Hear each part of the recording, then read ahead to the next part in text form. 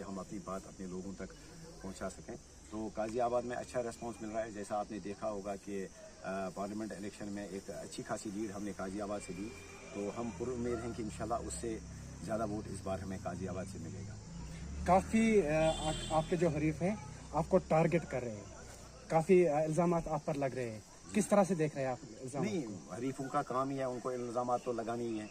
मतलब सियासत है, पॉलिटिक्स है, उनको क्रिटिसिज्म करना है। लेकिन आपने देखा होगा कि हम उनके जो इल्ज़ाम हैं उनके माकूल जो है हम जवाब देते हैं।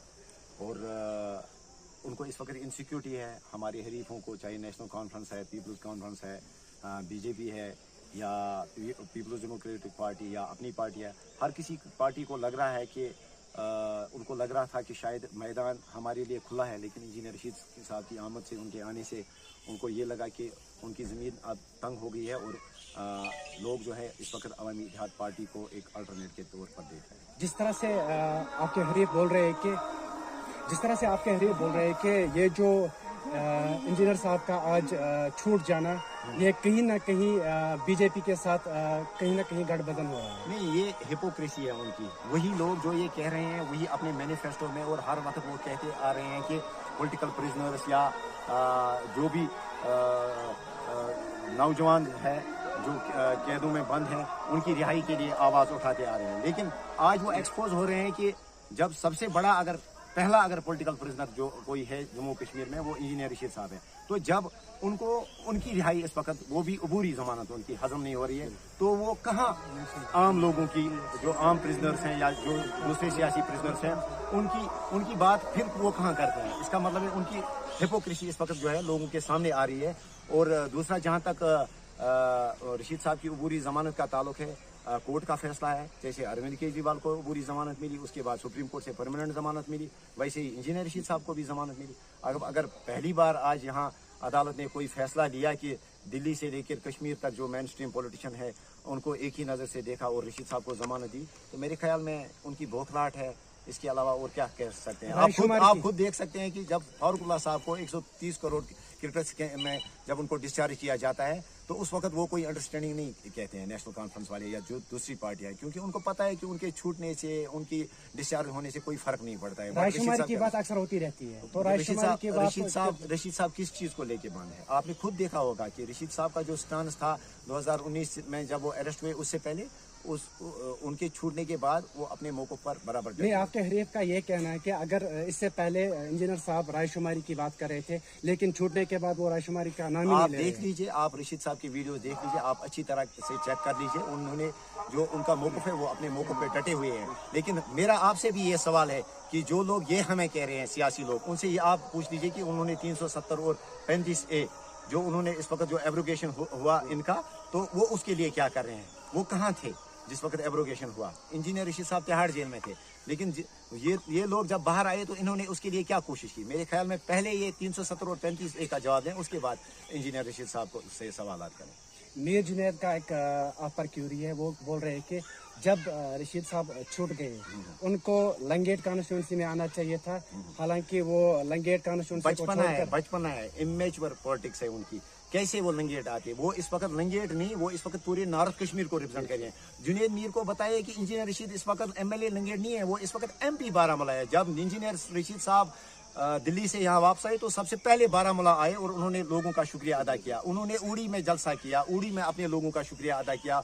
वो सुनावारी गए, वो यहाँ बारामूला गए, वो कुपवाड़ा गए, तो वो नॉर्थ कश्मीर की हर जगह पे गए। और कल इंशाल्लाह रहमान वो लंगेट से लेके हंदवारा तक जो है अपने लोगों का शुक्रिया अदा करें। तो उनसे आप कहिए, जो सियासी मुखालफिन ये कह रहे हैं कि इंजीनियर रशीद साहब लंगेट नहीं आए, लंगेट क्या, उस वक्त पूरा जम्मू कश्मीर खुसूसन नॉर्थ कश्मीर की 18 असेंबली कॉन्स्टिट्यूंसियां जो है वो उनके। और मोर ओवर आपको खुद पता है कि वो बीजेपी है, तो बीजेपी वालों का तो यही काम है कि वो इंजीनियर रशीद साहब को टारगेट करेंगे। साहब वो बताए, जुनैद साहब लंगेट कॉन्स्टिट्यूंसी ने बनाया इंजीनियर रशीद साहब को।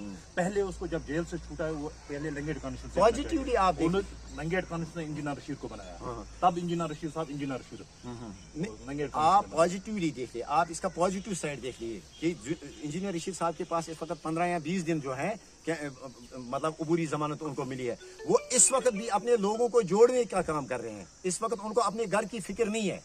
अगर वो अपने घर आए होते और फिर वो लंगेट के लोगों से ना मिले होते तो अलग बात थी। वो तो अभी अपना उनका जो आबाई घर है, अपने आबाई घर नहीं आए, इतनी उनको लोगों की फिक्र है। उन्होंने ये मुनासिब समझा कि मुझे पहले बीरवा जाना चाहिए, मुझे पहले उड़ी जाना चाहिए, मुझे पहले सोनावारी के लोगों का शुक्रिया अदा करना चाहिए, कुपवाड़ा के लोगों का शुक्रिया अदा करना चाहिए। तो इस वक्त इंजीनियर रशीद साहब को जो है उनको सिर्फ लंगेट ने ही वोट नहीं दिया है, उनको हर कॉन्स्टिट्यूंसी ने वोट दिया। और इंशाल्लाह कल लंगेट भी आ रहे हैं, लंगेट हंदवाड़ा आ रहे हैं यहाँ काजियाबाद से, तो ये कोई बड़ी बात नहीं है। इंजीनियर रशीद साहब एक लीडर हैं, वो इस वक्त पूरे जम्मू कश्मीर की आवाज़ है। तो लंगेट में मखसूस वो मतलब लंगेट का ही मैंडेट उनको नहीं मिला है इस वक्त। लंगेट में हम इंजीनियर कॉन्स्टिट्यूंसी के लिए क्या मैसेज कल एआईपी के सुप्रीमो आने वाले हैं, क्या मैसेज रहेगा? हमारी मैसेज रहेगी, हमारी गुजारिश रहेगी लोगों से कि आप आइए और इंजीनियर रशीद साहब जो हैं कल लडूरा से लेके हंदवाड़ा तक जो है अपना रोड शो कर रहे हैं। और हम लोगों से ये गुजारिश करते हैं कि आप जोग दर जोग आएँ और अपने लीडर का इस्तिकबाल करें और इंजीनियर रशीद साहब को भी एक मौका दें कि वो आप लोगों का शुक्रिया अदा कर सकें जो आपने पार्लियामेंट में उनको भारी अक्सरियत से कामयाब किया। और हमारी यही गुजारिश रहेगी। इसके अलावा हमारी ये गुजारिश रही कि आप अवामी इत्तेहाद पार्टी को और हमें अपने वोट से कामयाब कीजिए ताकि हम आपकी नुमाइंदगी कर सकें। सर लास्ट पर एक सवाल, जिस तरह से वोटर्स का जोश है,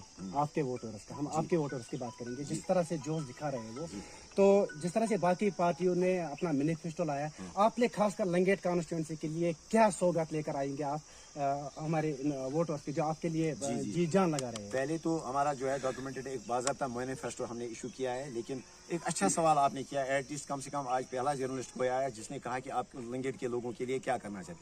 हम लंगेट के लोगों के लिए, खुसूसन लंगेट के यूथ के लिए, लंगेट के एल्डर्स के लिए, लंगेट की माओं और बहनों के लिए बिल्कुल उसी तरह काम करेंगे। हमारा मैनिफेस्टो वही है जो 2008 से लेकर 2018 तक है। जैसे रशीद साहब अगर कोई बीमार होता था हॉस्पिटल पहुंचते थे, लोगों जो बच्चे हैं उनकी एजुकेशन का, उनकी स्कॉलरशिप का, उनके जो रोज़मर्रा के मसाइल होते थे या उनकी जो ट्यूशनिंग या कोचिंग का, इसके अलावा जो स्पोर्ट्स का है तो हम उसी तरह से जो है लोगों के साथ जुड़ेंगे और लोगों का काम करेंगे जिस तरह से 2008 से लेके 2018-2019 तक जो रशीद साहब काम करते थे उसी चीज़ को। और मोस्ट इम्पॉर्टेंटली जो ह्यूमन राइट्स की वायलेशन होती थी या मजदूर तबके या गरीब तबके के साथ जो जाती होती है तो उसके खिलाफ जो एक आवाज़, एक सफोकेशन इस वक्त लोग फील कर रहे हैं 2019 से लेके आज तक, उस सफोकेशन को हम दूर करेंगे और लोगों की आवाज़ बनकर उनकी नुमाइंदगी करेंगे। Thank you.